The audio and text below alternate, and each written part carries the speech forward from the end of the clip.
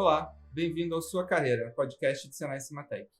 Aqui você vai ter uma série de entrevistas com profissionais renomados que vão falar um pouquinho sobre o mercado de trabalho, profissões e como você pode, de repente, repensar a sua carreira em 2023, de repente até pensando numa transição.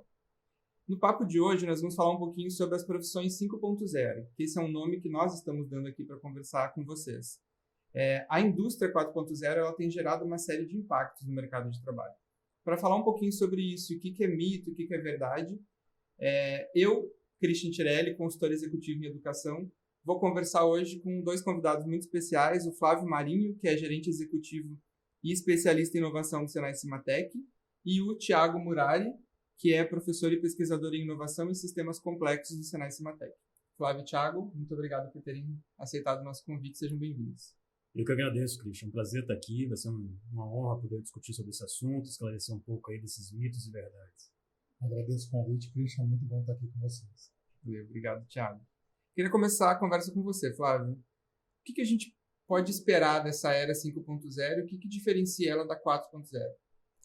Pois é, a transformação é algo inevitável, é aquilo que a gente sabe que certamente acontecerá.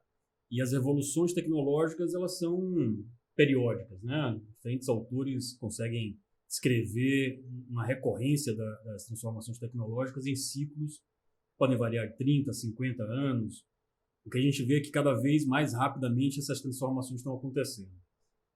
Nós estamos no meio de um grande furacão, né, que acadêmicos podem estar caracterizando já como um novo ciclo ou uma continuidade do ciclo anterior, mas o certo é que o ser humano, profissionais, indivíduos, cidadãos, estão precisando aprender a lidar, né, com essas situações de formas novas. Né? Se, por um lado, a inteligência artificial chegou a patamares que nós não imaginávamos tão rapidamente, e muito provocado, inclusive, pela transformação digital, por outro lado, nós precisamos, enquanto profissionais, nos pensarmos como vamos lidar com isso. Então, esse profissional 5.0, entendo eu, entre outras coisas, mas aquele indivíduo que consegue se apropriar dessa tecnologia e poder dialogar com ela para que ela possa ser um instrumento que contribua para o seu desenvolvimento, para a sua carreira, para a sua evolução. Ele precisa entender do que é a nova tecnologia e se posicionar frente a ela de uma maneira proativa. Né? E, Thiago, você acha que as pessoas são capazes hoje de entender o que é a parte delas e o que é a parte da máquina? Eu percebo uma grande facilidade das pessoas de entender o seu papel nesse mundo entre máquina e gestão de pessoas, conversa, tratamento desse... Está complicado hoje de definir qual é o papel do gestor dentro desse sistema, porque as pessoas sabem que a máquina está lá para ajudá-las, mas o gestor ele tem que fazer esse meio de campo. Como que eu consigo fazer com que a máquina ajude os seus funcionários, os seus colaboradores a ter um trabalho de maior qualidade, que preste um serviço melhor à sociedade como um todo? E aí que está talvez a grande dificuldade hoje que nós vemos, é do gestor entender, trazer a inteligência artificial, trazer todas as ferramentas da indústria 4.0 para esta nova realidade, onde ela não substitui o ser humano, mas onde ela traz ferramentas que vão melhorar a performance dos colaboradores. Mas e quando a gente tenta, de repente, trazer isso para o âmbito não de gestores, mas de todo mundo que trabalha nas empresas, né?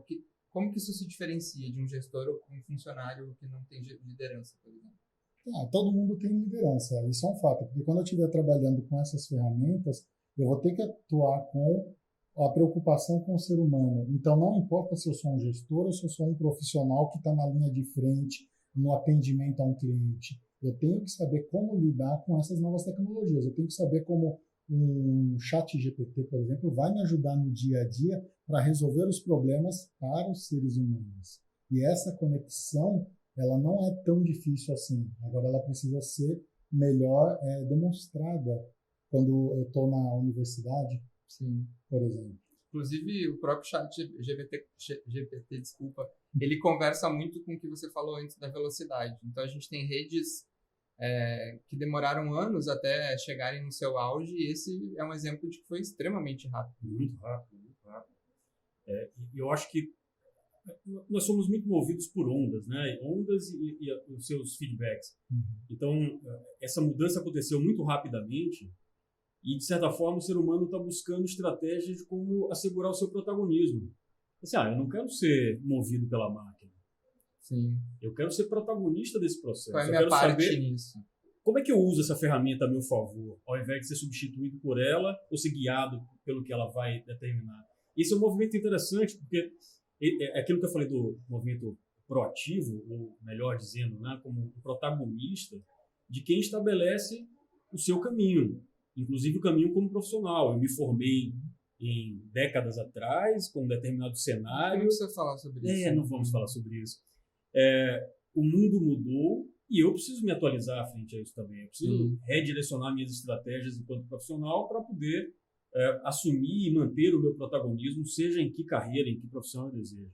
Eu gosto dessa expressão protagonismo, né? Porque a substituição da máquina ela não é 100%.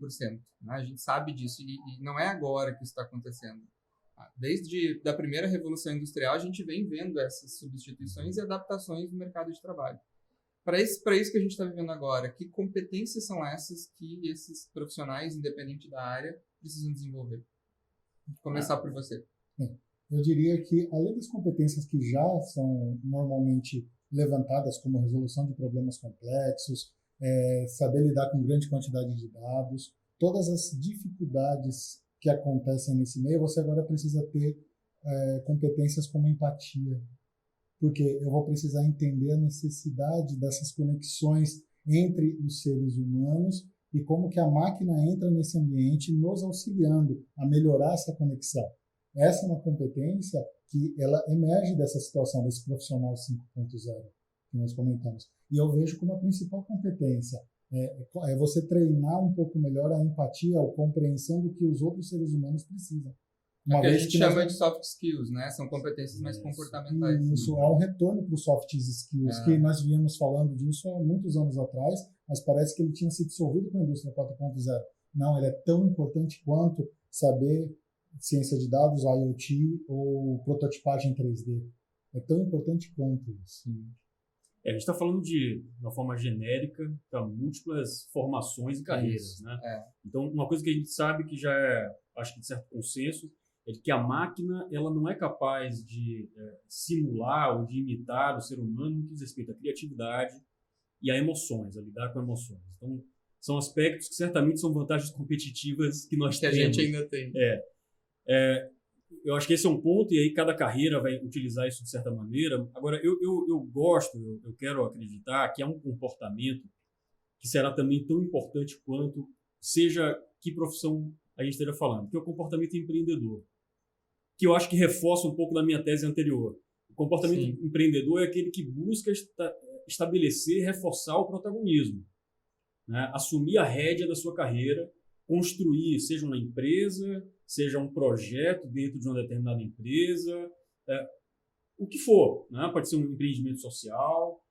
Então, esse comportamento empreendedor é exatamente o comportamento que busca, né, se afirmar de uma maneira como e que não necessariamente está vinculado a abrir uma empresa. Né? O comportamento empreendedor ele pode ser dentro da própria empresa, como você falou, que a gente chama de intraempreendedorismo. Acho que são temas importantes, inclusive aproveitando, né, esse tema de competências. Como que o Senai Cimatec está se preparando para atender essa demanda? Quais são os cursos de pós-graduação que a gente tem hoje e que podem ajudar a desenvolver esses profissionais nesses pontos? A nossa matriz, né, pedagógica, acadêmica, ela compreende isso. A gente parar para pensar desde a graduação fez um grande processo de transformação e criou trilhas de formação que o aluno de qualquer um dos cursos de graduação nosso escolhe entre seguir uma carreira técnico-gestor, pesquisador ou empreendedor. Isso é uma coisa bacana. Na pós-graduação, seja o nosso MBA em gestão de projetos, por exemplo, em Lean Manufacturing, em Digital Twin, são programas que tratam o MBA em Data Science, que ajudam esse profissional na carreira que deseja a se preparar para esses novos desafios, né? Tiago pode falar muito melhor, inclusive, sobre o lado do estrito sensu, e trazendo junto com a formação específica de cada um desses cursos, esses comportamentos, essas competências, essas atitudes, que são tão importantes para o futuro, né, e para esse protagonismo pretendido. Complementando o que o Flávio falou, inclusive o GTEC e o MCTI, que são nossos mestrados e doutorados aqui, eles formam profissionais para o futuro, não só como pesquisadores, mas também para atuar diretamente na indústria. São vários os casos que nós temos bem-sucedidos. Muito bom isso. Assim, quando a gente fala de transição, de profissão, eu falei um pouco no início aqui da abertura, né? A gente escuta também muita coisa que a gente não sabe se é verdade ou se não é. Eu até vou citar aqui, vou pegar minha colinha.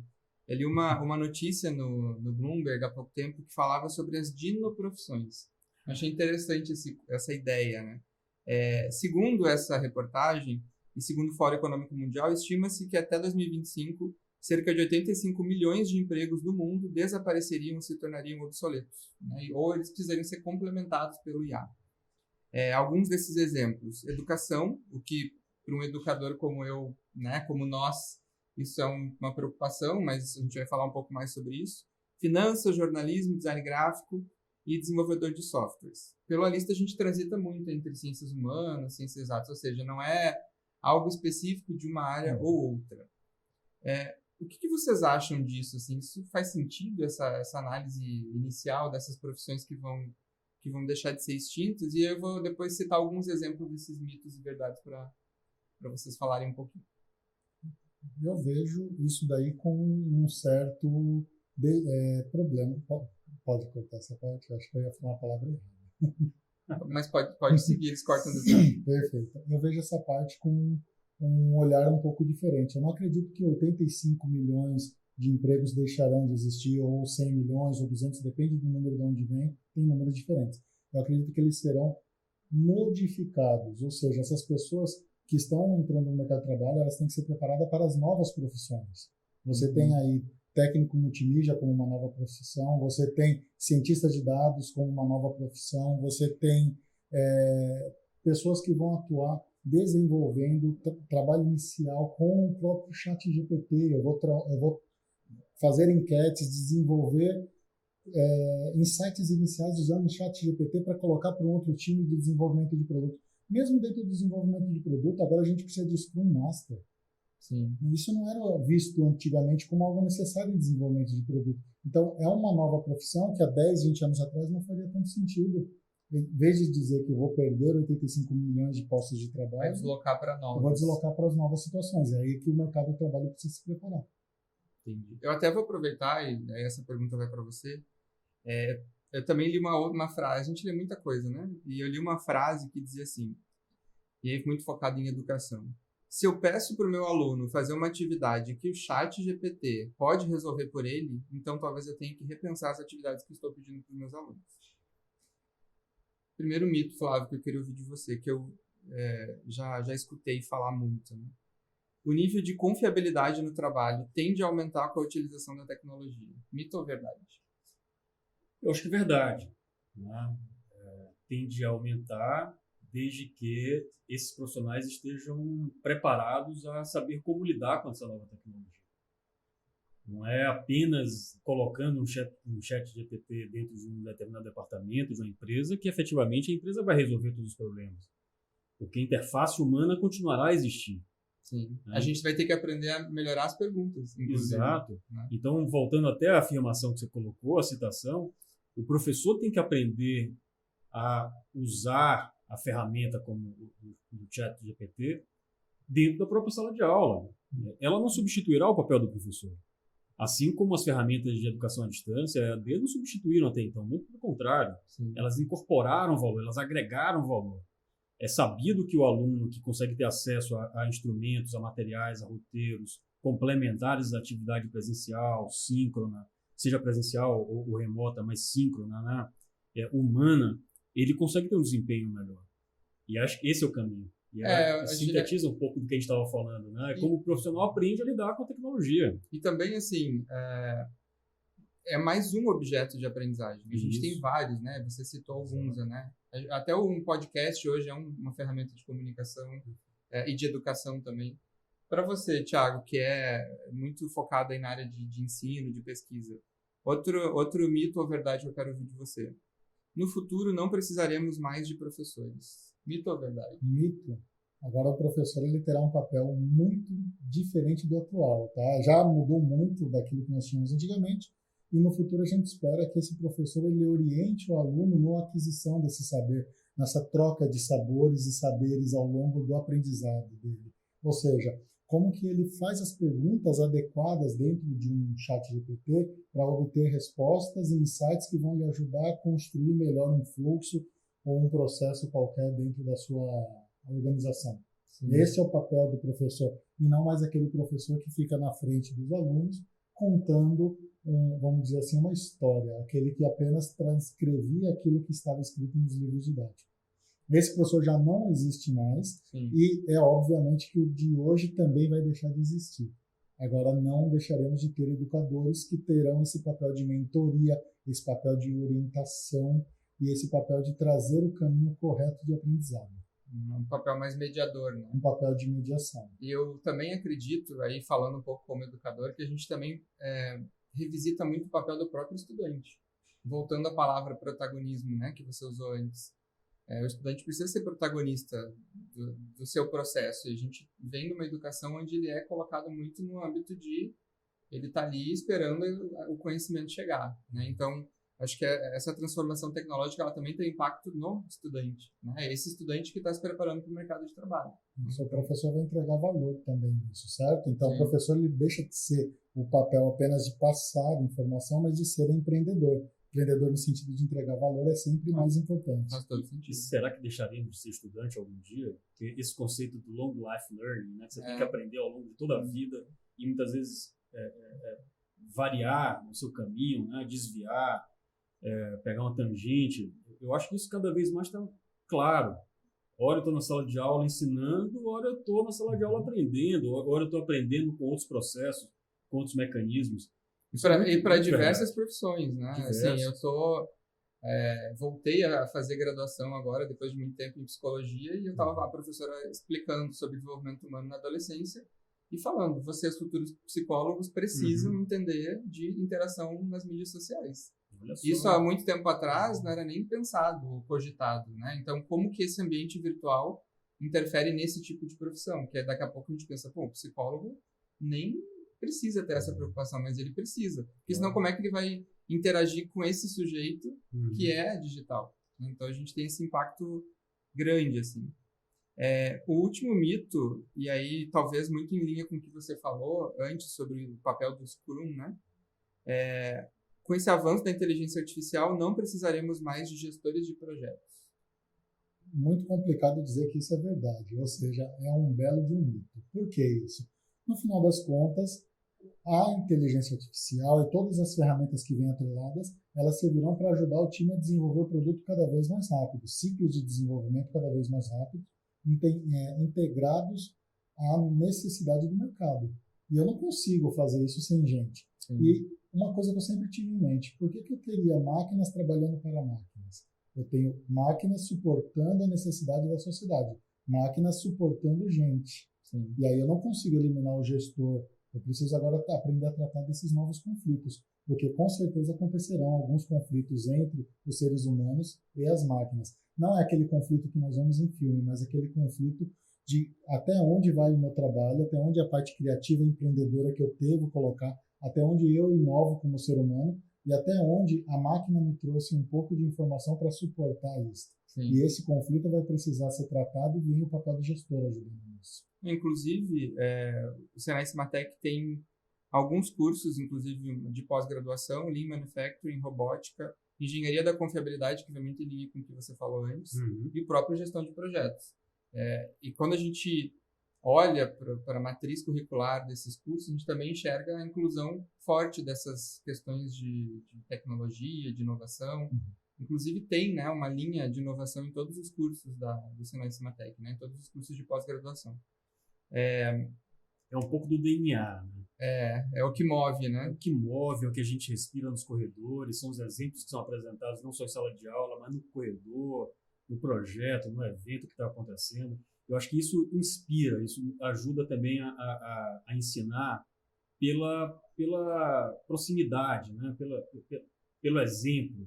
Eu acho que esse é um diferencial que eu me inspira muito naquilo que a gente faz aqui dentro. Eu confesso que eu fiquei bem surpreso, assim, ao conhecer aqui a estrutura. É um lugar incrível. Infelizmente, a gente tem que ir para o encerramento aqui dessa nossa conversa. Eu queria dar uma dica de filme, aproveitando que você falou, né, sobre isso, filme e tal. Na verdade, uma dica de uma série chamada As Telefonistas. Claro que, né, sempre tem um quê de drama por trás de todas as séries, né, senão não teria narrativa para isso, mas que fala da transição das telefonistas para o telefone público, né, para as ligações. Então, ele dramatiza isso e fala um pouco sobre o impacto que isso tem nas mudanças na transposição de profissões. Então, fica a dica aí para todo mundo que está nos vendo. Queria, então, aproveitar e agradecer Flávio, agradecer Thiago pela nossa conversa. Obrigado pelo tempo de vocês e aprendi bastante aqui com vocês hoje. Que maravilha. O tempo voou, né? Eu achei passou rápido. Nossa, já muito acabou, legal. né? Já acabou. Que pena. A gente agradece, eu agradeço estar aqui. É um prazer enorme, realmente, Que ter bom. esse bate-papo com todos vocês. Valeu, obrigado, Thiago. Um abraço. Obrigado, Flávio. Obrigado. E vocês, se vocês quiserem ter mais informações sobre esses cursos de pós-graduação que a gente comentou aqui, basta acessar possimatec.com.br e saber um pouco mais. Christian Tirelli, consultor, foi um prazer conversar aqui com vocês. Até a próxima.